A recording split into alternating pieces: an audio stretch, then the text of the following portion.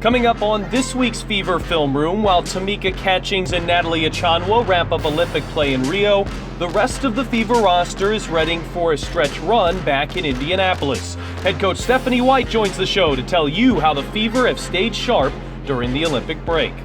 And Indiana won 3 straight before that break. Can the Fever carry that momentum once the season restarts on August 27th? Coach White gives you her take. And the Fever are always talking defense, so we brought in defensive specialist and assistant coach Gary Kloppenburg in to discuss his plan to keep the defense rolling in the final 10 games of the year. All that and more is coming up right now.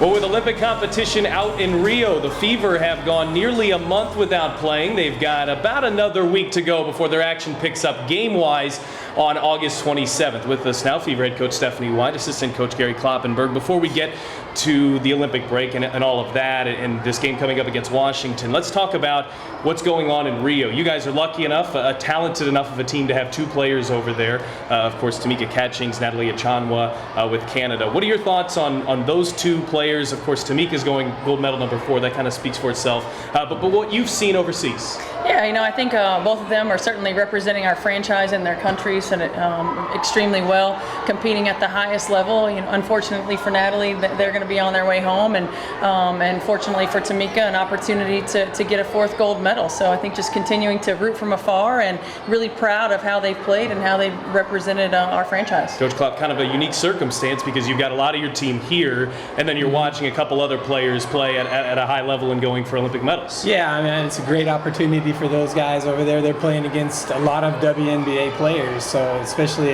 Natalie getting a lot of playing time with that Canadian team, very competitive team. And of course, Catch, I think, she's trying to accept that new role, and she's done an outstanding job coming in. It seems like every game she comes in, she impacts the game right away. So it's exciting for those guys. Well, the Olympic break is something the WNBA adjusts for every 4 years, so it's not necessarily unique. But as a head coach, this is your first time going through it. What kind of goals have you been looking to achieve here over this really 5 weeks or so without any game action? Well, I think one thing to really work on some fundamentals, to get up a lot of shots, to really make sure that we can put our team in positions to be successful in terms of the volume of stuff we're able to get done. I think the other thing is, you don't want to peak too early in a sense of the season, but also of the break. And right. So, we did a lot of individual skill stuff, some breakdown stuff early in the break, and now we're getting back into our team flow. And really trying to get a lot of players reps at multiple positions. What do you have a chance to give them a break? And I know at the same point you don't want them to undo a lot of conditioning that you've worked for a couple months. Yeah, we had a chance to give them a break right after our New York game, and they got an opportunity to go away, go on vacation, get some recovery and rest that they probably haven't had since possibly even the last Olympic break. So, for us that was priority number 1: getting rest, getting healthy. And then coming back and getting the work, and then we continue to try to balance the rest, fun to work ratio, which is not always easy during the Olympic break. By the way, we've got the Choices for Champions Clinic. That's what you're seeing behind us, one of the many events the Fever do here for the Indy community. It's sponsored by the Community Health Network, so a lot of Indy's youth kind of getting a look at Bankers Life Fieldhouse and how the Fever do some things. Coach Klopp, you guys went into the break really strong. 3 straight wins, 4 out of 5, and I know you have always a defensive mindset. I thought those last 3 games you played really strong defensively as well. What did you like heading into the break? I thought we did. I thought we were starting to gel defensively with a lot of our disruptive pressure and just everybody getting on the same page. And sometimes it takes, it's a journey through the season to get there. But we felt really good after those 3 games of where we're going, and I think we can pick it right back up when we come back next week. A lot of fans, I think, will look at defense and they'll look immediately to how many points the opponent scored. In a couple of those games, you held an opponent to 72, an opponent to 70, but I think one that really stood out is that Sparks game, the second to last game before the season ended, because you got 20 turnovers. 25 points off of turnovers, and I know, Stephanie, you talk about it a lot as well. That's kind of how you kickstart your offense, right? Absolutely, and I thought that was a good template for how we want to play. I mean, we beat one of the top teams in the league, but one of the top 2. So I think that showed our players that in a playoff situation coming up, we can beat any team. If we prepare and get ready for them, we can beat any team in the league. Coach White, you always want to head into a break like this on a strong note, but at the same point, a little frustrating to stop playing when you're playing so well? I don't think anybody likes to stop when you've got good momentum, but obviously I think it it gives us an opportunity to really get back to the basics. It gives us an opportunity to start to gel again as a team, to get healthy, to get some rest. And we come back with these last 10 games, we're holding nothing back. I mean, we're on the floor, we're giving it everything that we have, and we're using that confidence that we gained and the template that we used over those last 3, 4, 5 games, and we got to carry that over. Can you try to take momentum from that previous stretch into now, or does it feel like 2 starts to a season? Yeah, I think you lose a little bit of momentum, but I think you can maintain the confidence. I think maintain the confidence, maintain the understanding of this is why we were successful winning the 5 out of the last 6. This is what we have to do to put ourselves in position to be successful. And I think that we just continue to remind them of that as we get closer into game 1, back from the Olympic break. We'll show them that, and we'll try to start the season anew, so to speak. Is it difficult to do that when you've got 2 players that aren't here right now?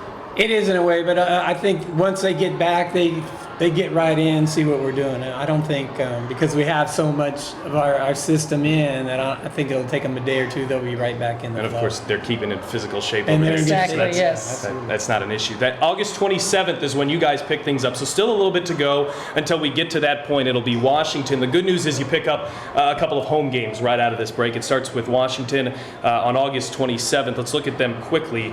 They're currently in that 8th position, so they're going to be hungry for that game. Yeah, I think really anybody that we play over these last 10 games is hungry, fighting for position. You certainly have Minnesota, LA, and New York that have kind of separated from the pack, but every game's critical. And we know it's all about finding momentum at the right time. And Washington's hungry. They have most of their team at home over Olympic break, and so they're working on fine-tuning things and coming back with a different mentality. And they're always a dangerous team because they're so incredibly hard to guard with their skill set, their versatility. And so we have to be ready. We have to be ready night in and night out. It's going to be a battle. That August 30th game, coach, is against Atlanta. So you've got Washington, a team who's trying to fight for one of those last 2 spots. At least right now, it's of course very compact, really 4 through 9. But when you look at Atlanta, that's a team that kind of jumped out to a strong start. All of a sudden, you look at them right now, they're certainly catchable. And in that game, it might be an opportunity to flip spots with them. Yeah, it could be. And I think we're going to approach this coming up this next week, every game as a playoff game. We have 10 games left. We want to treat every game, get prepared for every game like it's a playoff game, and come out with that intensity and sense of urgency on both sides of the ball. As of right now, you guys are in that 5 spot, and with this new playoff reshuffling the system, that would put you in that first set of games. So the difference between 5 and 4 is significant. I know there's a lot of schedules still to go, and it's too early to pinpoint position. But are you guys at least discussing the importance of what these couple games right now could mean on when you get to that time? Well, we're discussing it amongst the staff. I mean, certainly understanding that if you can get an opportunity to get home court, get that first round bye, and to be able to give yourself a little bit more time to prepare, I think it's important.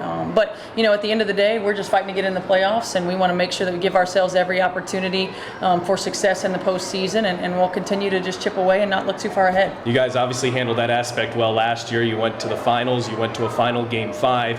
I think every coaching staff does it differently. How do you handle talking about the playoffs, but also have a narrow focus here down the stretch? I mean, honestly, we don't really talk about it. It's really how we want to get them playing the best they can play, hitting the playoffs. So, and then everything will take care of itself. So that's really been our focus. That's going to be our focus going forward. These next 10 games is just getting them playing this peak at that right time. All right, before we let you two go, let's do one key coming up here for this game coming up against Washington, August 27th. I know maybe you haven't fully put the game plan in place because it is still a week and a half away or so. I mean, what do you think we're doing here? You think we're just taking 6 weeks to prepare for Washington? Just kidding. Key for Washington. I think the key for Washington is the same as it's going to be for us really all season, and has been for us all season. It's our defensive energy and intensity. When we set the tone on the defensive end of the floor, it helps us flow easily into our offense. It gives us the confidence we need to step up and knock down shots, and it really gives us a little bit of a cushion. That has to be our identity. When she's talking defense, I know you're talking defense. Well, I think it leads to good offense. And you see the games we've played really well, we've also executed offensively. We kept our turnovers down low. We shot the ball really well. So that helps your defense. When you're making shots, you can get teams that have to set up, in their and guard you. Then it really helps us. So they go hand in hand. But yeah, I think Steph's right. It starts with that defensive end, creating turnovers, rebounding the ball and then getting out and know we can get some easy baskets. All right, well, Fever fans, you of course know Tamika Catchings and Team USA. They're still going for gold. That would be 4 for Tamika. If Team USA can pull it off, then they head back here, Indianapolis. A couple games coming up on August 27th is the first one against Washington, and then Tuesday, August 30th against Phoenix. FeverBasketball.com is how you can be here and purchase tickets for that game, or if you're watching here on the website, you can click the tickets tab right above us and be here for the Fever's first couple games off of the Olympic break. For Fever head coach Stephanie White, Gary Kloppenburg, assistant coach, thanks so much for doing this. Thank you. All right, we'll see you next week on the Fever Film Room.